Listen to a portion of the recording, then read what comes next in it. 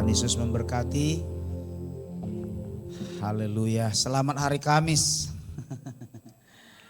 Ya, bilang selamat hari Minggu nanti lupa bukan hari Minggu. Tapi kenapa kita ibadah hari ini Bapak Ibu? Karena hari ini kita sedang memperingati hari kemenangan. Hari yang luar biasa. Hari di mana Yesus kembali ke sorga. Ya, membuktikan bahwa dia bukan berasal dari dunia. Membuktikan bahwa Yesus asalnya dari sorga, dia harus kembali ke sorga. Karena dialah pemilik segala sesuatu di bawah kolong langit dan dia yang menjadikan segala sesuatu. Haleluya. Amin. Bapak Ibu, hari ini kita akan bicara tentang, layar di depan belum bagus. Ya, hari ini kita akan bicara tentang berkat spesial di hari kenaikan Yesus. Mari Bapak Ibu kita lihat Lukas, kayaknya ada di PPT ada, langsung aja di next. Kita lihat di Lukas pasalnya yang ke-24 ayat 50 sampai 53. 50 sampai 53 ada ya? Oh iya, benar ada. Ya, Lukas pasal yang ke-24 ayat 50 sampai 53. Kalau sudah dapat semuanya bisa kita baca bergantian. Yuk mari Bapak Ibu kita hormati firman Tuhan. Allah yang hadir di tengah-tengah kita. Kita izinkan Roh Kudus berkarya. Saya ayatnya yang ke-50 nanti kita bergantian. Demikian kenaikan Yesus. Lalu Yesus membawa mereka keluar kota sampai dekat Betania. Di situ ia mengangkat tangannya dan memberkati mereka.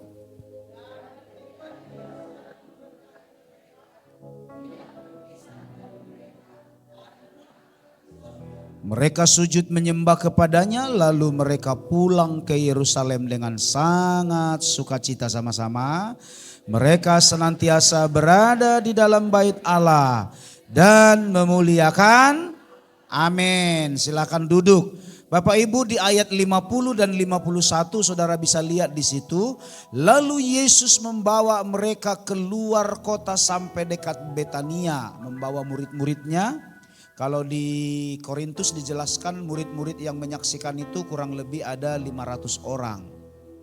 Jadi yang menyaksikan kenaikan Yesus ke sorga kurang lebih 1000 pasang mata atau 500 orang ya. Nah dibawa ke Betania dikatakan lalu di situ ia mengangkat tangannya. Yesus mengangkat tangannya. Ya, dan memberkati mereka. Itu diulang di ayat 51. Dan ketika ia sedang memberkati mereka, ia berpisah dari mereka dan terangkat ke sorga. Jadi sebelum Yesus berangkat ke sorga, kembali ke sorga, dia curahkan berkat spesial bagi umat-umatnya. Ya, saudara-saudaraku yang kekasih, berkat spesial adalah berkat yang luar biasa yang akan kita terima hari ini. Dan saya harapkan dan saya rindukan berkat ini akan menyertai kita sepanjang hidup kita. Bapak Ibu, saya jelaskan sedikit, boleh di next. Setelah 40 hari sejak kebangkitan, ya, ia menampakkan diri kepada murid-muridnya. Ya, berapa kali dia menampakkan diri kepada murid-muridnya? Ada beberapa kali ya. Pertama sekali dia menampakkan diri kepada murid-murid Yesus, yaitu Petrus dan rekan-rekan sedang berjalan dari kuburan menuju ke Yerusalem. Lalu kemudian kedua kali dia menampakkan diri kepada para perempuan-perempuan, Maria Magdalena dan teman-temannya. Lalu yang ketiga kali secara resmi dia menampakkan diri kepada murid-muridnya waktu mereka berada dalam sebuah ruangan. Tapi ada juga dia menampakkan diri kepada murid-muridnya ketika murid-muridnya itu sedang membakar ikan di pinggir sungai. Ya, di pinggir danau maksudnya ya. Waktu itu tiba-tiba Yesus muncul di tengah-tengah mereka.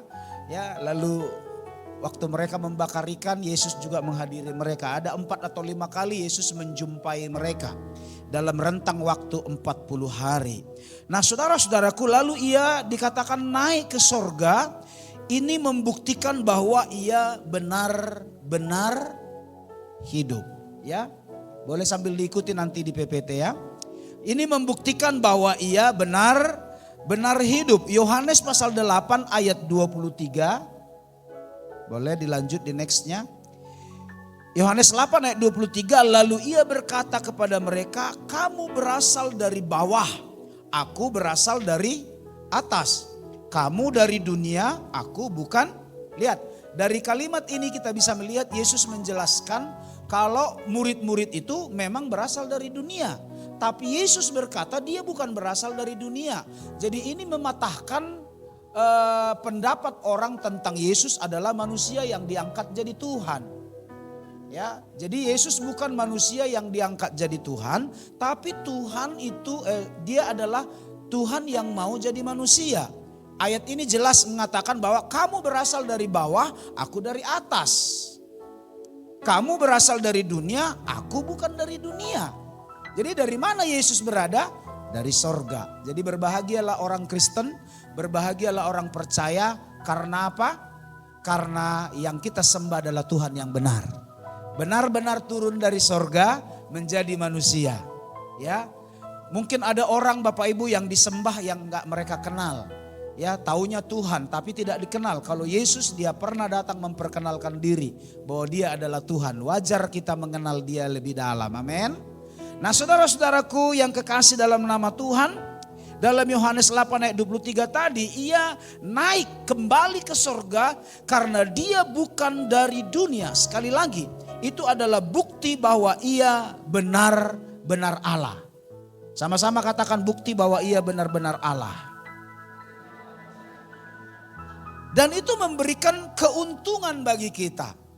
Ya, keilahiannya memberikan keuntungan yang luar biasa bagi kita. Bapak Ibu, bahkan kalau kita memperhatikan kenaikan Yesus ke sorga itu menggenapi nubuat.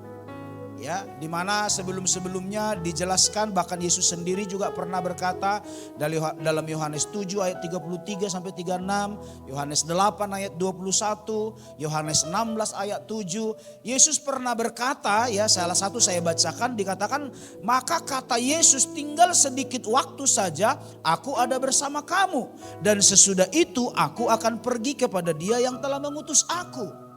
Ya, kamu akan mencari aku tetapi tidak akan bertemu dengan aku, sebab kamu tidak dapat datang ke tempat di mana aku berada. Dan Yohanes 7 ayat 35, lalu Yohanes 7 ayat 36, lalu Yohanes 16 ayat 7, itu halnya sama.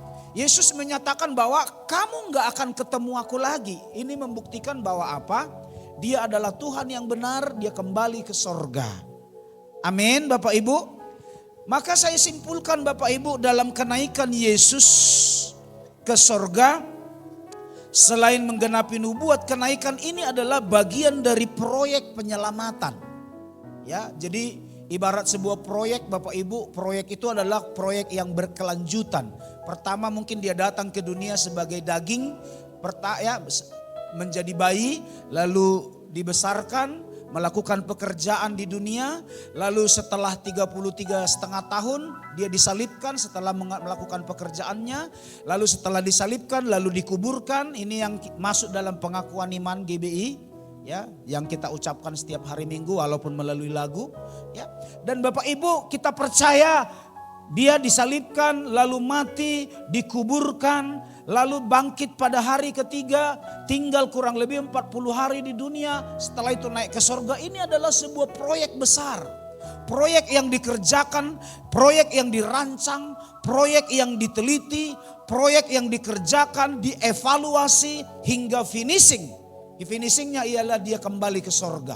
Jadi puncak dari proyeknya Tuhan, proyek penyelamatan itu ialah finishingnya ialah ketika ia kembali ke sorga dan mencurahkan Roh Kudusnya.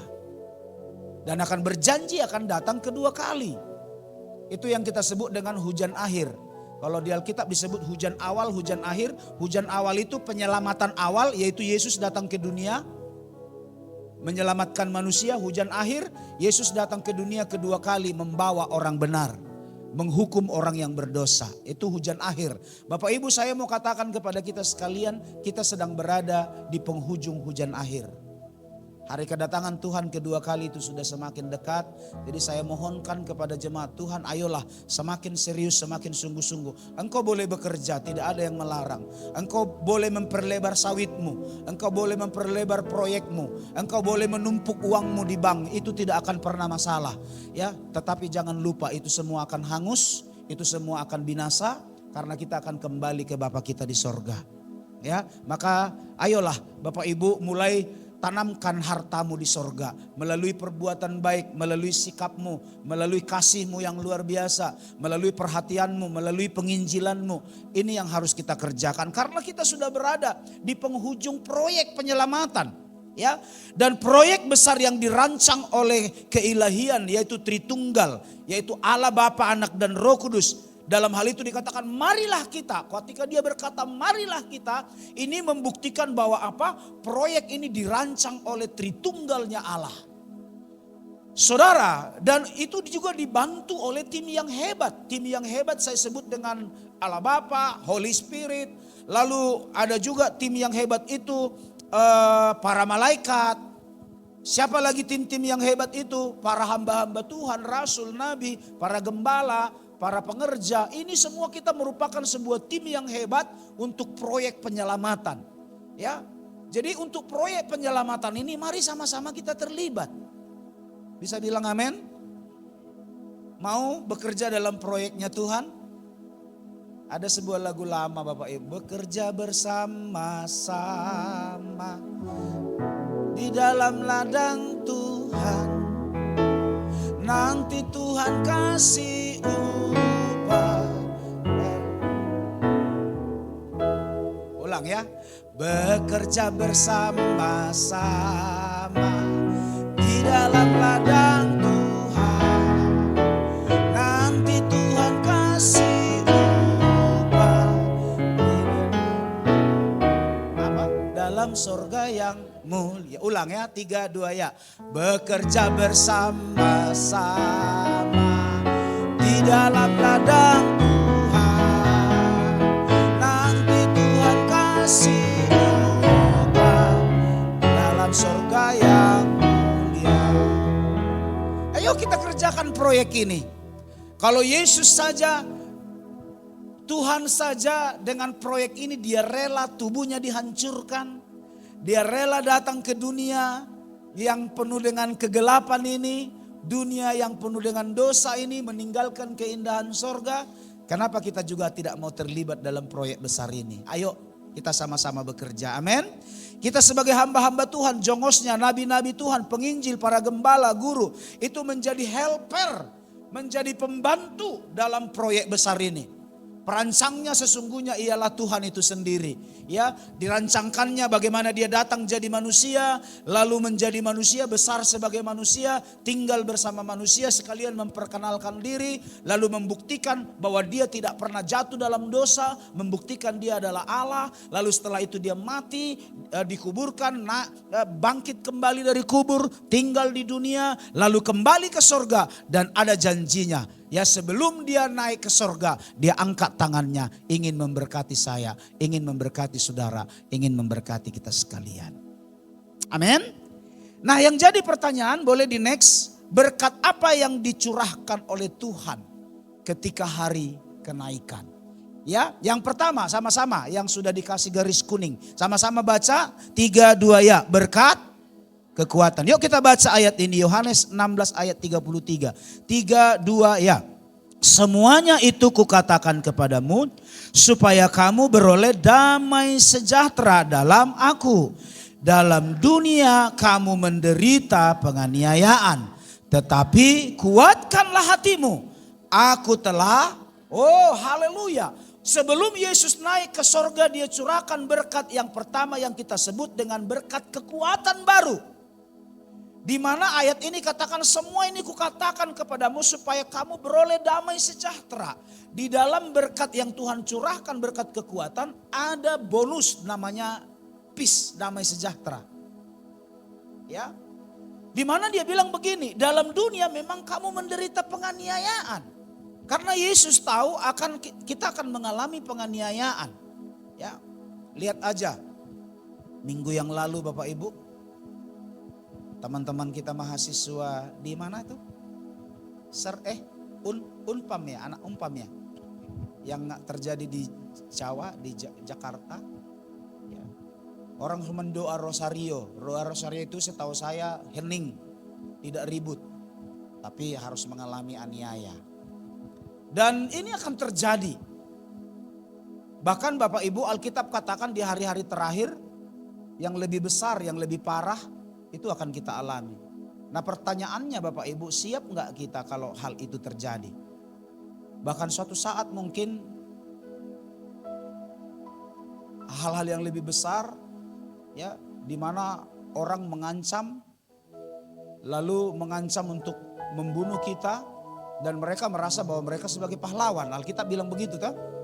Justru orang yang menganiaya merasa bahwa mereka sedang berbuat menjadi pahlawan bagi Tuhan. Ya, bahkan suatu saat mungkin saudara akan ditanya, kamu pilih, kamu dibunuh atau tetap percaya Yesus. Itu satu kali akan terjadi. Ya, itu sebabnya yuk persiapkan diri kita. Nah dikatakan dalam dunia ini kamu menderita penganiayaan. Tetapi apa? Kuatkanlah hatimu. Kenapa kita perlu menguatkan hati? Alasannya karena aku, baca yang bagian paling bawah. Karena aku sama-sama kata Yesus, aku telah mengalahkan kekuatan dunia. Jadi saudara akan mendapatkan kekuatan baru karena Yesus telah mengalahkan kekuatan dunia itu. Dan kekuatan yang Tuhan berikan kepada kita ialah damai sejahtera. Itu kekuatan yang tidak ada tandingannya Bapak Ibu. Kenapa damai sejahtera itu penting? Kenapa? Karena dunia ini tidak akan pernah berakhir dengan penganiayaan. Dunia ini akan membenci. Alkitab katakan orang-orang yang percaya pada Yesus itu akan mengalami aniaya, akan dibenci. Bahkan orang akan merasa dirinya pahlawan ketika berhasil menghancurkan orang-orang percaya. Ya. Tetapi bonus kekuatan yang kita peroleh ialah damai sejahtera. Hebatnya orang Kristen gitu. Walaupun dalam penderitaan tetapi ada damai sejahtera. Walaupun menghadapi masalah yang sangat berat tetapi ada damai sejahtera. Hebatnya kita itu di situ Bapak Ibu. Kekuatan kita itu di damai sejahtera. Bisa bilang amin? Kekuatan kita itu di damai sejahtera. Bilang sama-sama. Kekuatan kita itu bukan di sini, bukan di otot. Walaupun mungkin dalam gambar itu saya pakai gambar otot, tapi kekuatan kita bukan di damai sejahtera. Ya. Kekuatan kita bukan di otot, tetapi di damai sejahtera. Ya. Ketika Bapak Ibu mengalami persoalan, masalah, problema hidup, Tuhan akan berikan kita ketenangan dan damai sejahtera. Itu lebih dari segalanya. Amin. Itu berkat yang pertama. Apa tadi berkat yang pertama? Berkat spesial yang pertama ialah kekuatan. Kekuatan kita itu apa namanya? Damai sejahtera. Makanya waktu Yesus menjumpai murid-muridnya di ruangan tertutup, Yesus cuma bilang begini, damai sejahtera tinggal atas kamu. Ya. Kalau sudah adanya damai sejahtera, kita nggak akan takut Bapak Ibu. Kenapa orang ketakutan? Karena nggak ada damai sejahtera. Ya. Kalau sudah ada damai sejahtera, amanlah semua itu. Amin. Yang kedua, mari kita lihat berkat yang kedua yang Tuhan curahkan sebelum dia naik ke sorga. Berkat spesial yang saya sebut ialah tempat yang permanen. Bisa sama-sama bilang tempat yang permanen? Iya, tempat apa? Tempat permanen. Bapak Ibu tahu permanen tidak akan pernah diganggu gugat. Tidak akan pernah dibongkar. Yohanes pasalnya yang ke-14 ayat 1 dan 3. Adakah tertulis di situ? Mari kita baca sama-sama Bapak Ibu. Ya, Yohanes pasal 14 ayat yang pertama dan sampai yang ketiga. Di situ ayat berapa sih? Sorry, nggak ada layarnya di depan. Saya lupa. Ya. 1 sampai 3 ya, dapat? Ya, itu dulu. Ya, betul. Baru nanti penjelasannya ya. Mari kita baca sama-sama. 3, 2 ya. Janganlah gelisah hatimu, percayalah kepada Allah, percayalah juga kepadaku. Di rumah Bapakku banyak tempat tinggal. Jika tidak demikian, tentu aku mengatakannya kepadamu. Sebab aku pergi ke situ untuk menyediakan tempat bagimu. Dan apabila aku telah pergi ke situ dan telah menyediakan tempat bagimu, aku akan datang kembali dan membawa kamu ke tempatku, supaya di tempat di mana aku berada, kamu pun berada. Bapak Ibu Saudara lihat, di situ dikatakan jangan gelisah hatimu. Maka tadi di poin pertama, kenapa kita harus kuat? Karena memang rata-rata manusia itu ketika menghadapi masalah hatinya gelisah. Ya, makanya dikatakan jangan gelisah. Percayalah kepada Allah, apapun persoalan, apapun masalah kita, percayalah bahwa Tuhan punya rencana yang terbaik bagi setiap hidup kita. Ya, amin. Lalu di ayat 2 dikatakan, di rumah Bapakku banyak tempat tinggal. Ya, di rumah Bapa kita di sorga banyak tempat tinggal. Jika tidak demikian, tentu aku mengatakannya kepadamu. Sebab aku pergi ke situ menyediakan tempat. Jadi waktu Yesus sebelum berangkat ke sorga, dia sedang mempersiapkan diri dan dia sedang menyediakan tempat. Nah Bapak Ibu, kita lihat baik-baik. Boleh di next mungkin kita bahas dulu ayat per ayat. Kata rumah Bapa, ya next. Sudah belum? Sorry ini harus sampai leher saya dulu sedikit. Ya, oke. Bapak Ibu, saudara-saudara dikatakan kata rumah Bapa di situ bahasa Yunaninya itu mone. Sudah? Dapat enggak PPT-nya ya? Itu bahasa Yunaninya mone. Bahasa Inggrisnya mansion. Jadi dia enggak tulis place ya, tapi dia tulis mansion, ruangan-ruangan. Di Yohanes pasal 14 ayat yang kedua, dia bilang di rumah Bapakku banyak tempat tinggal. Ya, banyak tempat tinggal. Jadi kata banyak tempat tinggal itu dalam bahasa Inggris many mansion ya. Ya dalam terjemahan King James. In my father's house are many mansions. Jadi banyak ruangan, banyak tempat yang dipersiapkan. Ya, jadi itu seiring dengan bahasa Yunani mone itu artinya banyak ruangan-ruangan, banyak tempat-tempat yang sudah dipersiapkan. Berlimpah ruang, ya, berlimpah tempat yang luas. Tempat yang permanen. Jadi kata di rumah Bapa itu dikatakan apa? Ada tempat permanen. Bahkan dikatakan menyediakan tempat. Lihat Bapak Ibu, ini berkat yang luar biasa. Makanya saya sebutkan tempat permanen. Saya coba bahas dikit-dikit Bapak Ibu ayat-ayat ini. Ayat yang ketiga, kata menyediakan tempat. Yohanes 1 ayat 3, apabila aku telah pergi ke situ dan telah menyediakan tempat bagimu. Jadi kata menyediakan tempat bagimu itu prepare, mempersiapkan ya, menyediakan bahkan makanan jadi Tuhan tuh pergi ke sorga menyediakan ruangan-ruangan, menyediakan kamar-kamar, menyediakan tempat-tempat. Jadi bukan sekedar sorga lalu kita tinggal di padang gurun begitu, bukan. Lalu kita tinggal di halaman, tapi ada ruangan-ruangan yang Tuhan siapkan untuk kita. Masing-masing. Tentu saudaraku tergantung kepada upah kita masing-masing. Bilang dulu sama-sama, tentu tergantung pada upah masing-masing. Ya. Saya percaya Bapak Ibu ada klasifikasi ruangannya. Tadi malam ada ngobrol-ngobrol dengan Koko Roberto. Dia lihatlah Pak, perumahan menteri yang di mana? Di IKN ini. Wih, berapa M tuh kok? Satu ruangan menteri 14 miliar. Keren ya. Oh lihatlah Pak.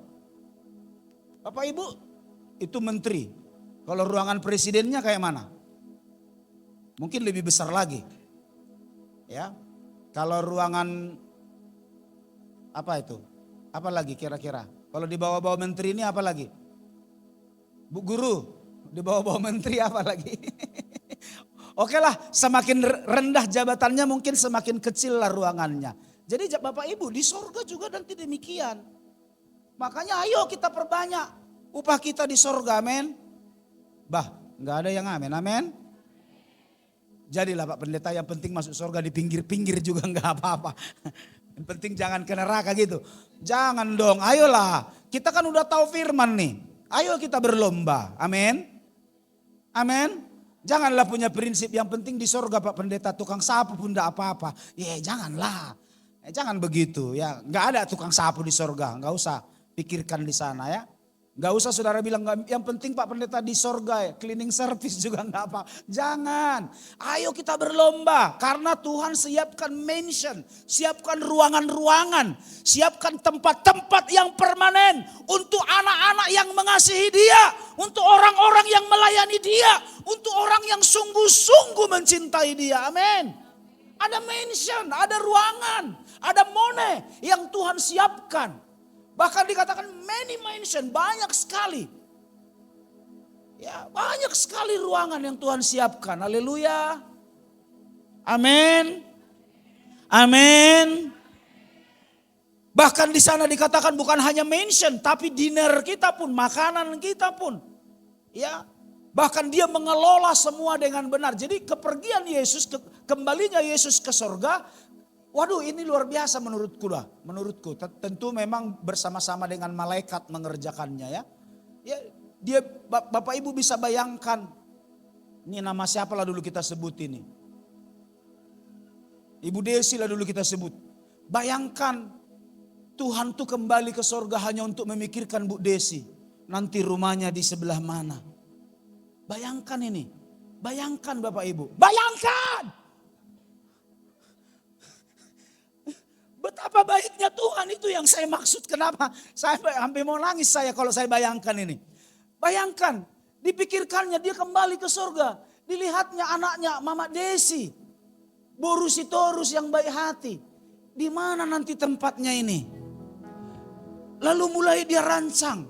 Oh nanti kitchennya di sini, dapurnya di sini. Dinernya, makanannya. Pokoknya didesain dengan baik. Supaya kenapa? Waktu dia di sorga senyaman mungkin. Halo. Jemaat. Bayangkan. Bilang dulu sebelahnya, bayangkan itu. Agak marah dulu dikit. Bayangkan.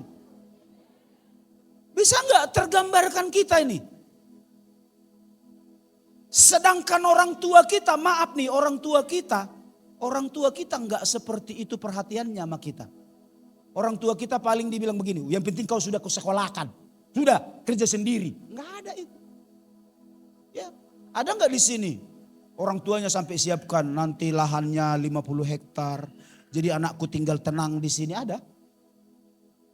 Ada? Enggak ada. Bayangkan dia udah mikirkan di surga. Nanti Opung Glo, majelis gereja. Tempatnya spesialkan dikit misalnya. Tergantung dia kan. Dan tergantung dia, tergantung apa yang dilakukan Opung Glo kan gitu kan. Bapak Ibu enggak jadi patokan loh rumah pendeta lebih bagus dari rumah saudara. Belum tentu. Ada pendeta jahat. Ya. Mungkin saudara enggak dikenal orang, hanya seorang pendoa syafaat. Tapi jangan-jangan rumahmu yang disiapkan Tuhan tuh lebih mewah dari rumah saya. Ya, makanya ayo sama-sama kita berpengharapan. Terus seberapa banyak saudara menangkan jiwa, itu juga jadi perhitungan. Seberapa banyak saudara melayani, seberapa banyak saudara pernah cerita tentang Yesus kepada orang. Atau seberapa banyak orang gara-gara kamu keluar dari Yesus. Oh itu ada perhitungan, semua kan ada catatannya.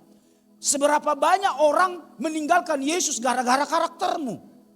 Seberapa banyak orang meninggalkan Yesus gara-gara melihat pangalahomu. Karena dia laku tinggalkan Yesus. Itu juga jadi perhitungan.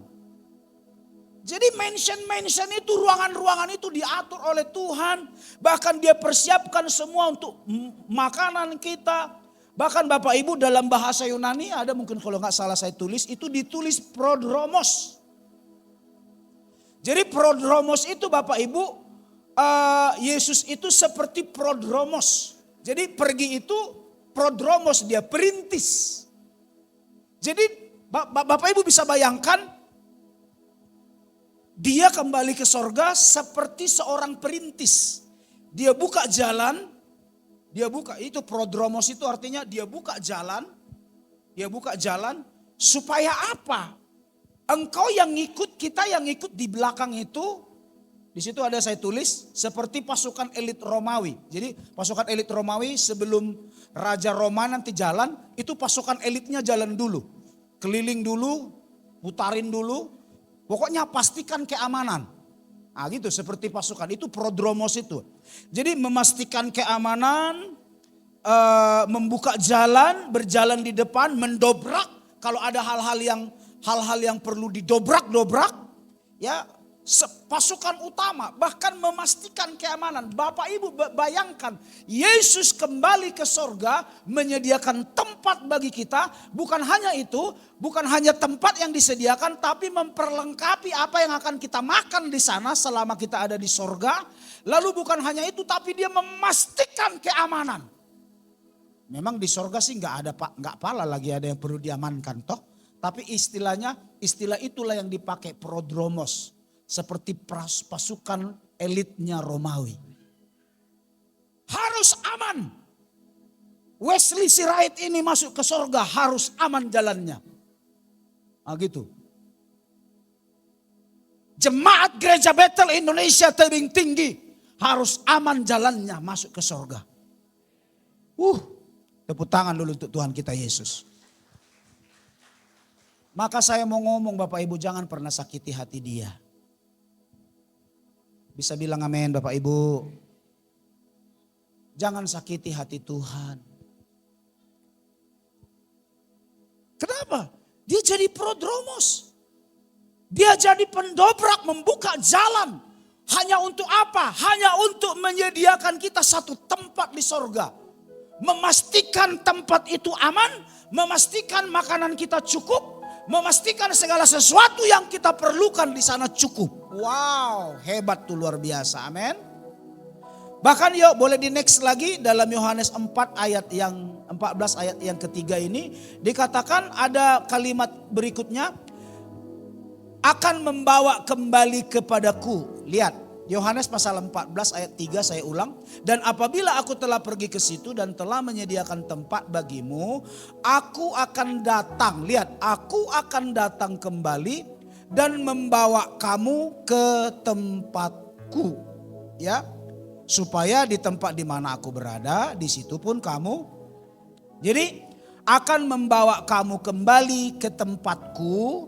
Itu dalam bahasa Inggris dikatakan receive you unto myself. Ya, jadi Bapak Ibu menerima, ya, menyambut. Jadi ketika aku sudah kembali ke surga, aku akan datang dan aku akan menerima engkau kembali, akan menyambut engkau kembali atau mengakui kau kembali. Unto myself itu kira-kira Bapak Ibu supaya menyatu dengan dia. Ya, kesimpulannya Bapak Ibu waktu dikatakan receive you unto myself, kira-kira Bapak Ibu kesimpulannya, aku menjadikan engkau jadi bagian hidupku. Ya, jadi waktu kita kembali ke sorga, jadi kita ini bukan hanya sekedar jongos, bukan hanya sekedar dulos, hamba, tetapi kita ini jadi bagian dari hidupnya Tuhan. Makanya Bapak Ibu yang terbaik yang Tuhan siapkan. Ini yang saya maksud dengan berkat spesial di hari kenaikan. Bapak Ibu bisa bayangkan ini enggak? Sampai Tuhan bilang, kamu kuterima di dalam hatiku menjadi bagian dari hidupku. Boleh saya katakan mungkin itu seperti belahan jiwanya Tuhan lah kita ini. Amin. Soulmate-nya Tuhan. Kasih tahu di sebelahnya, saya dan kamu adalah soulmate-nya Tuhan. Karena aku akan menerima engkau kembali, menyambut engkau, mengakui engkau, kembali menyatu denganku. Ada di dalam diriku. Haleluya. Haleluya. Amin. Luar biasa Tuhan kita. Itu berkat yang kedua. Jadi berkat yang Tuhan siapkan bagi kita apalah? Tempat yang permanen. Permanen artinya apa? Semua Tuhan cukupkan. Engkau tidak perlu khawatir sekalipun. Bayangkan, ya Yesus itu luar biasa. Dia naik ke sorga, dia rintis jalan supaya suatu kali kelak kalau kita kembali ke sorga. Kalau kita suatu kali kelak datang ke sorga, semua dipastikan aman. Ibaratnya kalau naik pesawat nih, pesawatnya aman. Nggak ada turbulence, nggak ada cacat-cacat kecil, nggak ada goncangan-goncangan apa-apa. Semua aman, makanannya selama dalam perjalanan aman. Nah, istilah ini kalau orang lagi traveling nih kan, ya semua aman. Itu kebaikan Tuhan, berkat yang bisa kita dapat di hari kenaikan. Maka berbahagialah kita punya Tuhan seperti Yesus yang memperhatikan kita lebih dari segalanya. Amin. Haleluya. Haleluya. Amin. Sekali lagi Bapak Ibu saya ulang, saya bacakan ayat yang pertama sampai 3. Jangan gelisah hatimu, percayalah kepada Allah, percayalah juga kepadaku. Di rumah Bapakku banyak tempat tinggal. Mention, many ruangan-ruangan. Udah?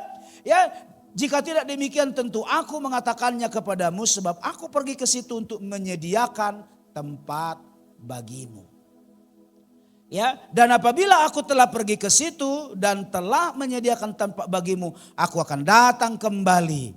Ya, aku akan menyambut kau kembali, menjadikan engkau menjadi belahan jiwaku. Karena aku sudah menyediakan tempat yang terbaik bagimu, tempat yang istimewa bagimu. Tuhan luar biasa, amin. Yang ketiga Bapak Ibu, yang terakhir. Nah kalau dengar yang terakhir nih pasti senang nih. Cuma yang terakhir ini ada 5 poin, itu masalahnya. Ayo, mari Bapak Ibu, yang terakhir sudah dapat?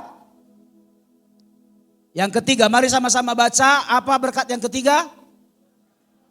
Apa berkat yang ketiga? Ya, mencurahkan rohnya. Jadi berkat yang pertama ialah berkat kekuatan karena damai sejahtera. Jadi kekuatan kita di mana letaknya? Di damai sejahtera, di roh, ya. Yang kedua, berkat yang kedua dikatakan tempat. Berkat yang ketiga adalah roh. Kenapa Roh Kudus ini saya sebut berkat Bapak Ibu? Kalau kita perhatikan boleh di next Bapak Ibu, coba kita lihat dulu sebentar ya. Ya, mari kita baca. Coba ulang dulu kayak yang tadi.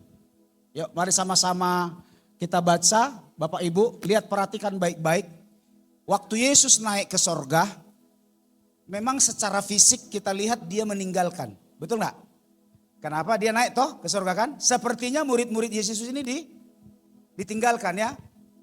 Jadi ia meninggalkan umatnya secara fisik. Tetapi Bapak Ibu jangan lupa, justru sebenarnya waktu dia ada di dunia, penyertaannya kepada manusia itu terbatas. Karena dia 100% Allah tapi 100% manusia. Secara fisik dia hadir. Nah, waktu secara fisik dia hadir, yang dia sertai adalah orang-orang yang di lingkungannya. Paham Bapak Ibu? Contoh nih saya nih, kalau saya lah Tuhan Yesusnya. Walaupun saya Tuhan, roh saya memang ada di Amerika, bisa menyertai mereka. Tapi karena saya masih terkurung dalam fisik, karena saya terkurung dalam fisik daging, ya, makanya memang daging ini harus dihancurkan. Makanya setiap orang kalau mau mengalami Tuhan, dagingnya harus dihancurkan. Artinya kehidupannya, gaya hidupnya yang lama itu harus dihancurkan. Ya. Nah, kalau saya ada di sini, yang bisa saya sertai ya saudara yang ada di sini. Tapi ketika saya kembali ke sorga, saya curahkan roh, penyertaan saya adalah penyertaan yang lebih luas. Ya, lihat baik-baik ya. Dia akan melindungi secara roh, perlindungan yang lebih meluas ya. Ini menggenapi nubuatan di dalam kitab Yoel.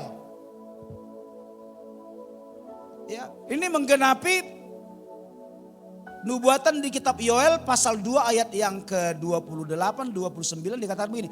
Kemudian daripada itu akan terjadi bahwa aku akan mencurahkan rohku ke atas.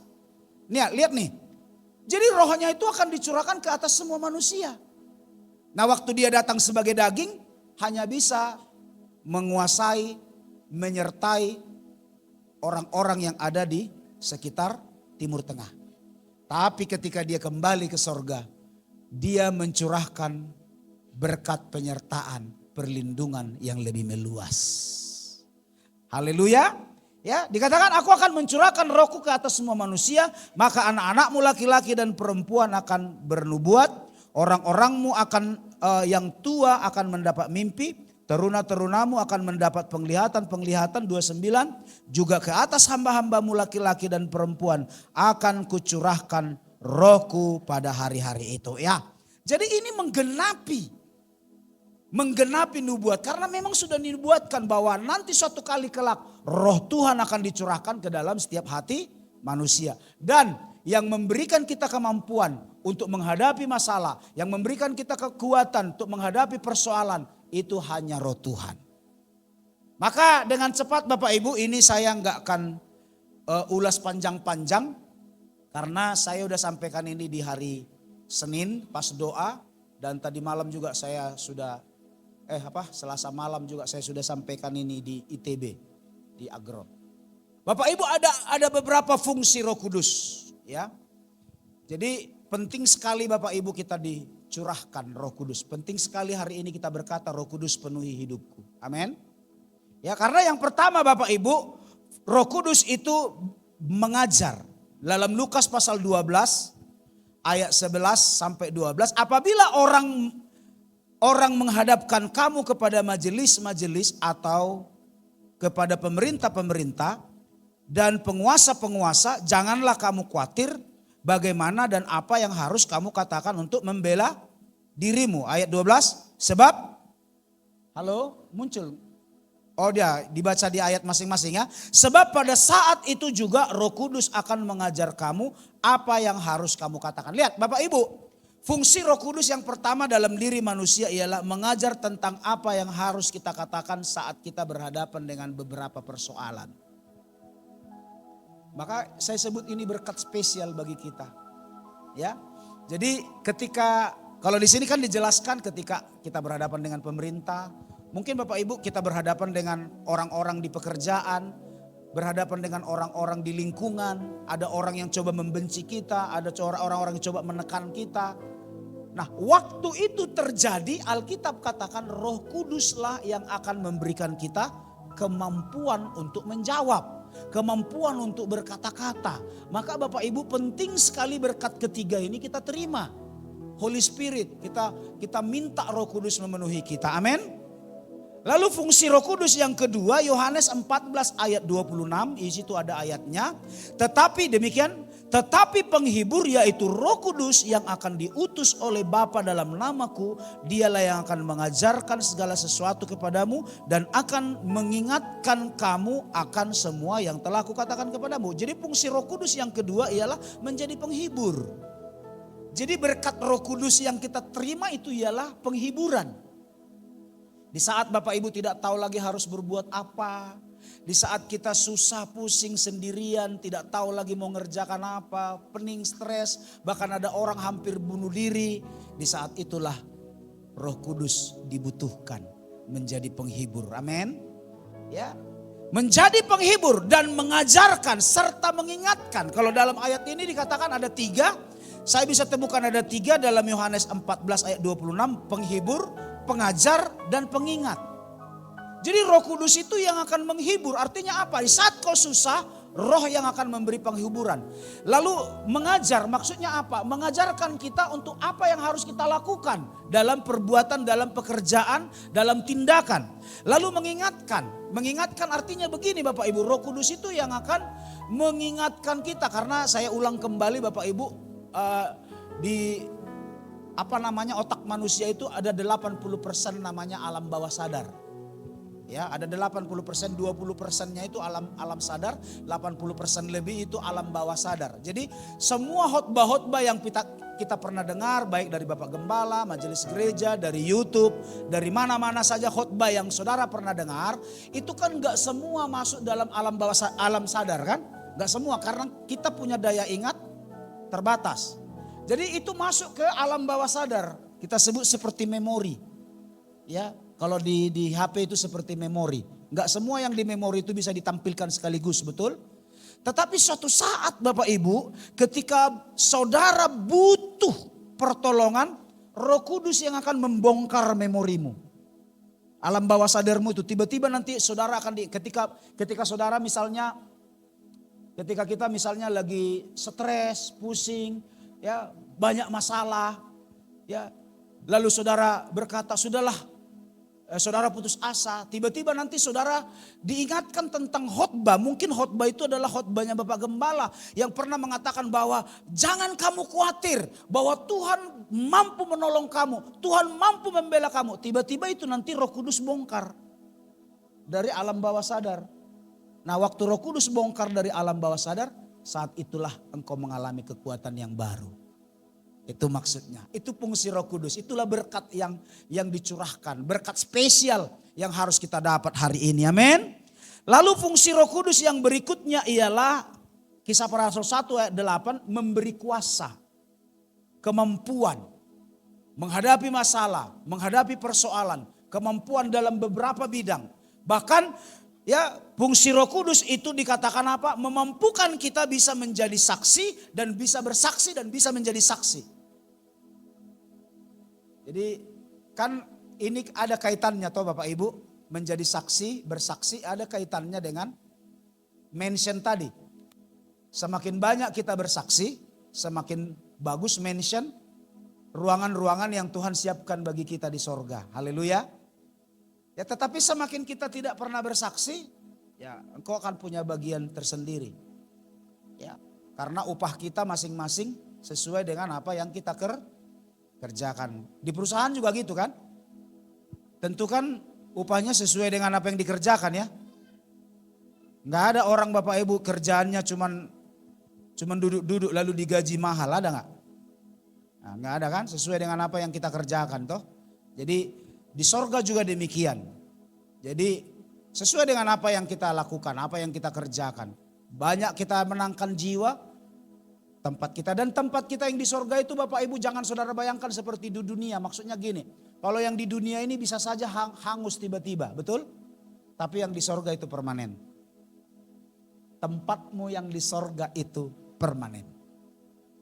Bisa sama-sama bilang permanen? Permanen maksudnya apa Bapak Ibu? Kekal.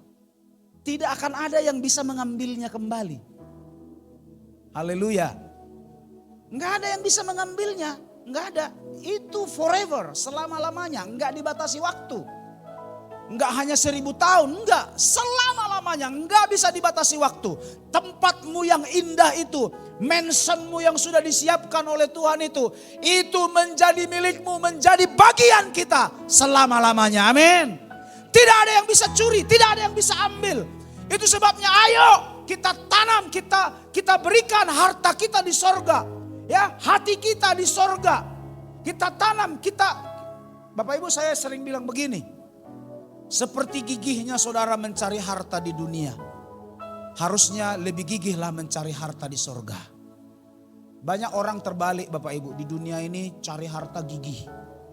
Tapi cari harta di sorga enggak gigih. Padahal Bapak Ibu tahu yang permanen itu adalah harta di sorga.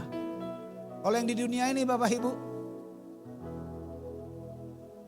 mana yang di dunia ini ya? Taruhlah tabungan Bapak Ibu sudah ribuan triliun. Sama seperti yang di Alkitab itu pemuda yang kaya. Ingat? Anak muda yang kaya itu.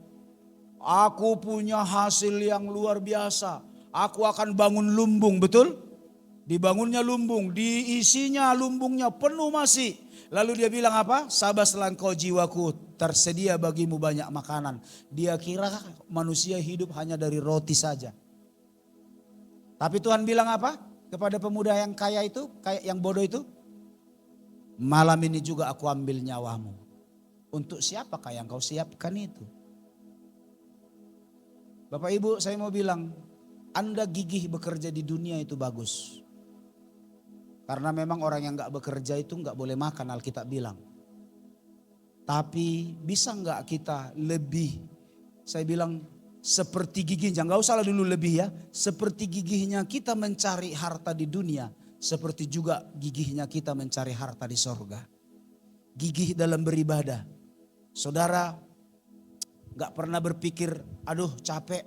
Kan orang sering kali gitu kan, karena capeknya mencari kerja di dunia ini, mencari uang di dunia.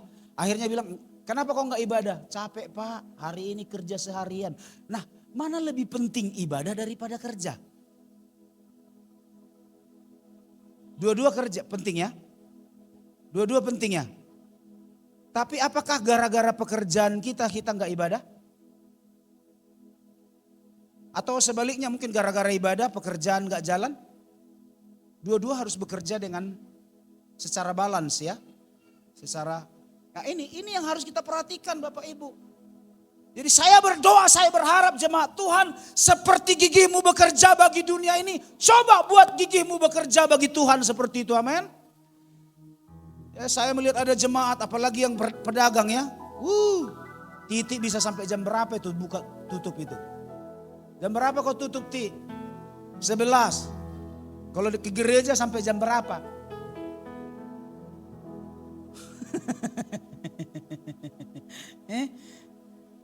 Coba bayangkan. Kalau untuk dunia kita tahan mata. Nggak ngantuk. Tapi coba di gereja. Belum lagi khotbahnya 1 jam. Ya, coba bayangkan. Woi, bayangkan woi. Jemaat. Bayangkan.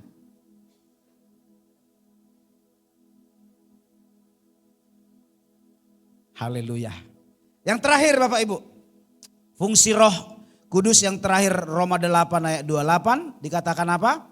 Kita tahu sekarang bahwa Allah turut bekerja dalam segala sesuatu untuk mendatangkan kebaikan bagi mereka yang mengasihi Dia. Yaitu bagi mereka yang terpanggil sesuai dengan rencana Allah. Sebab semua, 26 kayaknya.